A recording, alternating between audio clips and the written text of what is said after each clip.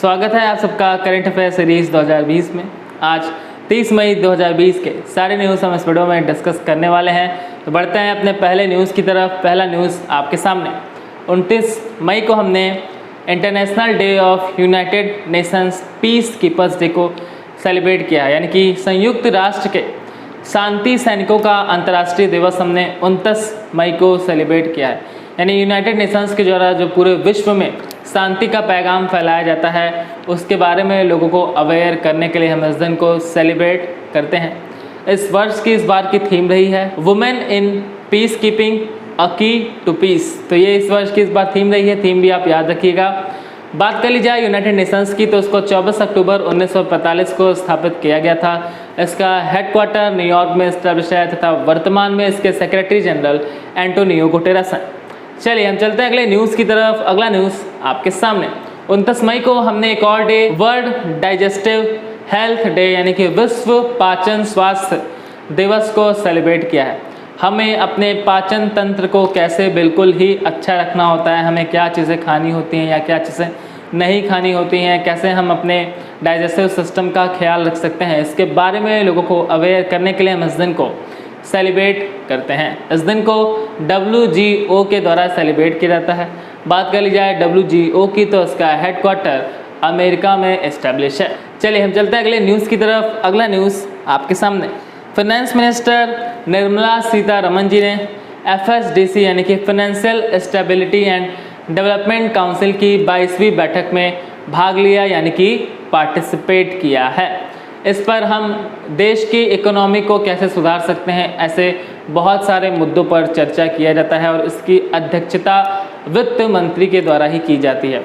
FSDC को 2008 में RBI के पूर्व गवर्नर रघुराम राजन समिति के सिफारिश पर शुरू किया गया था। चलिए हम चलते हैं अगले न्यूज़ की तरफ। अगला न्यूज़ आपके सामने कर्नाटक स्टेट हेल्थ रजिस्टर को तैयार करने वाला देश का पहला राज्य बन गया है। यानी अब कर्नाटक अपने यहाँ के लगभग 6.5 करोड़ नागरिक, जो कि पूरी उसकी कर्नाटक की पॉपुलेशन है, इन सबका एक हेल्थ रजिस्टर मेंटेन करेगा और उन्हें रेटिंग देगा कि किसकी कितनी हेल्थ इंक्रीज़ है या किसकी कितनी हेल्थ डिक्रीज़ है। तो इसके बेसिस पे रजिस्टर तैयार करने वाला कर्नाटक पहला राज्य बन गया है। बात की जाए कर्नाटक की, तो यहाँ के CM BS येदियुरप्पा जी हैं तथा गवर्नर वजुभाई वाला हैं। चलिए हम चलते हैं अगले न्यूज़ की तरफ। अगला न्यूज़ आपके सामने विप्रो के नए MD एंड CEO के रूप में थियरी डेलोपरेट को अपॉइंट कर लिया गया है। बात की जाए विप्रो की, तो उसका हेडक्वार्टर बेंगलोर में एस्टेब्लिश है, बेंगलोर कर्नाटक में है और बेंगलोर वृषाभवती नदी के इस किनारे पर स्थित है। विप्रो को 1945 में एस्टेब्लिश किया गया था तथा वर्तमान में विप्रो के प्रेसिडेंट ऋषभ प्रेम जी हैं। चलिए हम चलते हैं अगले न्यूज़ की तरफ। अगला न्यूज़ आपके सामने मध्य प्रदेश ने प्रवासी मजदूरों को रोजगार देने के उद्देश्य से रोजगार सेतु योजना को शुरू किया है। अभी मैंने कुछ दिन पहले ही आपको बताया था कि मध्य प्रदेश ने मजदूरों के लिए एक योजना सबको रोजगार मिलेगा को शुरू किया है और अभी मध्य प्रदेश ने रोजगार सेतु योजना को भी शुरू किया है। इसके तहत दूसरे राज्य से आए हुए मजदूरों को काम दिया जाएगा उनके कौशल के आधार पर। मध्य प्रदेश ने ही एक अनोखी बस संजीवनी को भी शुरू किया था। बात की जाए मध्य प्रदेश की, तो यहाँ के CM शिवराज सिंह चौहान जी हैं तथा गवर्नर लालजी टंडन हैं। चलिए हम चलते हैं अगले न्यूज़ की तरफ। अगला न्यूज़ आपके सामने उत्तर प्रदेश सरकार ने 800 किलोमीटर की सड़कों को हर्बल सड़क में डेवलप करने का घोषणा किया है। अब ये हर्बल सड़क क्या है, ये आपको नहीं समझ में आ रहा होगा, मैं आपको समझा देता हूँ। यानी कि ऐसे नेशनल हाईवेज़ या ऐसे रोड जिनके किनारे पर बहुत सारे पौधे पेड़ लगे होते हैं, पेड़ पौधे लगे होते हैं, जिससे कि हमारे पर्यावरण को बहुत ज़्यादा फ़ायदा मिलता है। तो ऐसे सड़कों को हम लगभग 800 किलोमीटर सड़कों को हर्बल सड़कों में डेवलप किया जाएगा। बात की जाए उत्तर प्रदेश की, तो यहाँ के CM योगी आदित्यनाथ जी हैं तथा उत्तर प्रदेश की गवर्नर आनंदीबेन पटेल जी हैं। चलिए हम बढ़ते हैं अपने अगले न्यूज़ की तरफ। अगला न्यूज़ आपके सामने उत्तराखंड ने लौटे प्रवासियों के लिए मुख्यमंत्री स्वराज योजना को शुरू किया है। जैसे कि अभी मध्य प्रदेश सरकार ने जो योजना शुरू की है ठीक उसी प्रकार प्रवासी मजदूरों के लिए या और कोई प्रवासी हैं, कोई भी नागरिक है जो दूसरे राज्य से इस राज्य में आया है, उसके लिए इन्होंने स्वरोजगार योजना को शुरू किया है। बात कर ली जाए उत्तराखंड की, तो यहाँ के सीएम त्रिवेंद्र सिंह रावत जी हैं तथा गवर्नर बेबी रानी मौर्य हैं। अभी कल की वीडियो में ही मैंने आपको बताया था कि उत्तराखंड के चंबा शहर में 440 किलोमीटर की सुरंग बनाई गई है, जिससे कि जो श्रद्धालु लोग हैं वो 4 पवित्र शहरों की यात्रा कर सकें। इस योजना को 4 धाम परियोजना भी नाम दिया गया है और चारों शहरों का मैंने आपको नाम बताया था। वो 4 शहर कौन कौन है मैं एक बार और आपको बताता हूँ, एक और क्वेश्चन आपका तैयार हो जाएगा। एक तो है गंगोत्री, दूसरा यमुनोत्री, तीसरा केदारनाथ और चौथा बद्रीनाथ। यानी कि ये 4 पवित्र शहरों को उस 440 किलोमीटर लंबी सुरंग के माध्यम से जोड़ा जाएगा।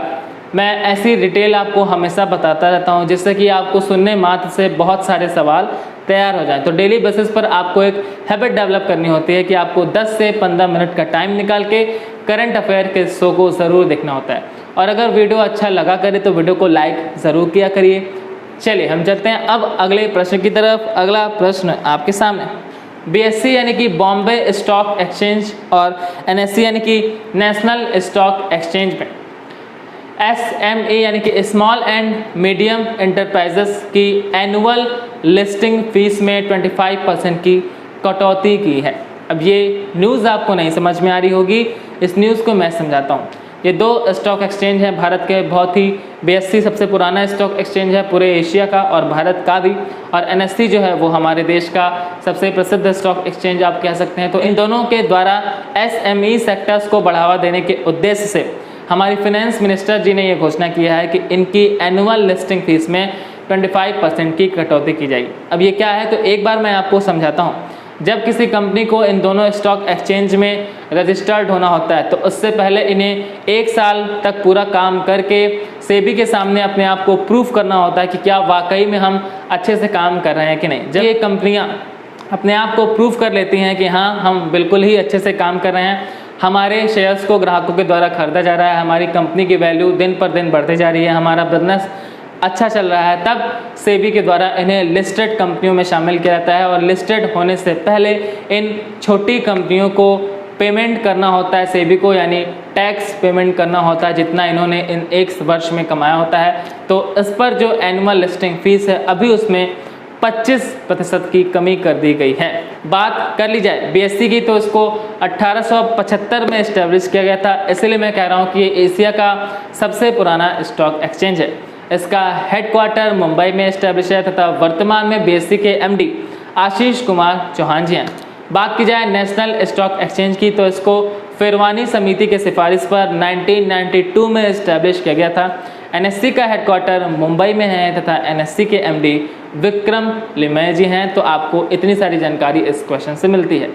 चलिए हम चलते हैं अगले न्यूज़ की तरफ। अगला न्यूज़ आपके सामने 1987 बैच की IPS अधिकारी R श्रीलेखा केरल की पहली महिला DGP बन गई हैं। तो ये महिलाओं के लिए एक सम्मान की बात है कि केरल की पहली महिला DGP R श्रीलेखा जी बनी हैं।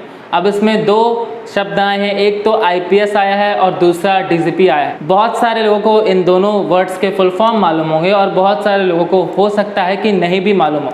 तो जिनको मालूम है या जिनको नहीं मालूम है वो सभी लोग पढ़ के आज कमेंट सेक्शन में DGP और IPS दोनों का फुल फॉर्म कमेंट सेक्शन में आंसर करेंगे। मैं जनरली बहुत सारे ऐसे क्वेश्चंस भी पूछ लेता हूं जो कि हम रेगुलर लाइफ में यूज़ करते हैं पर हमें उनका फुल फॉर्म नहीं मालूम होता है, जो कि हम सबसे बड़ी गलती करते हैं। जनरली अगर इन सब का फुल फॉर्म हमें पूछ लिया जाए क्योंकि हम इन सब का यूज़ करते हैं और अगर हम इनका फुल फॉर्म नहीं बता पाते हैं तो ये हमारे लिए उतनी अच्छी बात नहीं मानी जाएगी। तो इसलिए आप सभी लोग आज DGP और IPS दोनों का फुल फॉर्म आज कमेंट सेक्शन में आंसर करेंगे।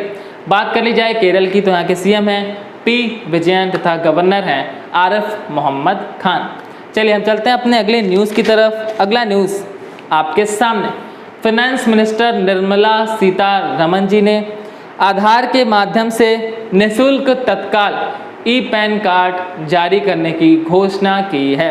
यानी कि अब क्या होगा कि अब आपका जो पैन कार्ड है वो इलेक्ट्रॉनिक रूप से भी जारी किया जा सकेगा। जैसे कि कभी कभार क्या होता है कि कुछ लोग को इमरजेंसी में पैन कार्ड चाहिए होता है और अगर आप अभी अप्लाई करें पैन कार्ड के लिए तो लगभग आपका 20 से 25 दिन लगता है फिजिकल पैन कार्ड आने में। अब इन्होंने इसकी सुविधा दे दी है कि आप ई पैन कार्ड यानी कि इलेक्ट्रॉनिक पैन कार्ड को जारी करवा सकते हैं। इसके लिए आपको क्या करना पड़ेगा, इसके लिए आपका आधार कार्ड होना ज़रूरी है और वो आधार कार्ड आपके मोबाइल नंबर से रजिस्टर्ड होना चाहिए। अगर ये दो बातें आपके साथ हैं यानी कि आपका आधार कार्ड है और आधार कार्ड मोबाइल नंबर से रजिस्टर्ड है तो आप IT वेबसाइट्स पे जाके अपने आप को रजिस्टर करके अपना ई पैन कार्ड मात्र 15 से 20 मिनट में जारी करवा सकते हैं। तो ये बहुत ही एक अच्छी घोषणा ली गई है हमारे वित्त मंत्री निर्मला सीतारमण जी के द्वारा। चलिए हम चलते हैं अगले न्यूज़ की तरफ। अगला न्यूज़ आपके सामने, छत्तीसगढ़ के पहले CM अजीत जोगी जी का निधन हो गया है। लंबे समय से बीमार चल रहे थे और अभी इनका निधन हो गया है। तो एक देश को राजनेता के रूप में एक भारी क्षति है। बात की जाए छत्तीसगढ़ की तो यहाँ के CM हैं भूपेश बघेल तथा गवर्नर हैं अनुसुईया उइके। तो आज की सारी न्यूज़ हमने इस वीडियो में डिस्कस कर ली है। आई होप कि आप सारी न्यूज़ नोट डाउन करते हैं जिससे कि आपको आने वाले एग्ज़ाम में इसका बेनिफिट मिल सके। आज मेरा आपसे क्वेश्चन मैंने आपको बता दिया है कि आपको DGP और IPS दोनों का फुल फॉर्म आज कमेंट सेक्शन में करना है। जितने भी लोग वीडियोस देखा करें, लगभग 150 से 200 लोग अभी वर्तमान में वीडियो को देख रहे हैं, तो मैं सबसे ये कहना चाहता हूँ कि आप सभी लोग कमेंट्स करने की हैबिट ज़रूर डालिए। कमेंट्स करने के बहाने आप उस क्वेश्चन को जाके सर्च करते हैं।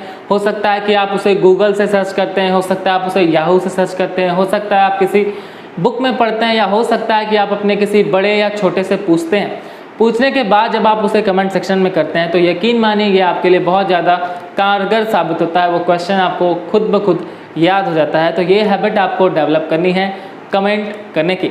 चलिए तो आज मैं आपसे अलविदा लेता हूँ, मिलता हूँ आपसे नेक्स्ट वीडियो में। तब तक के लिए आप सभी पढ़ते रहिए, खेलते रहिए और मुस्कुराते रहिए।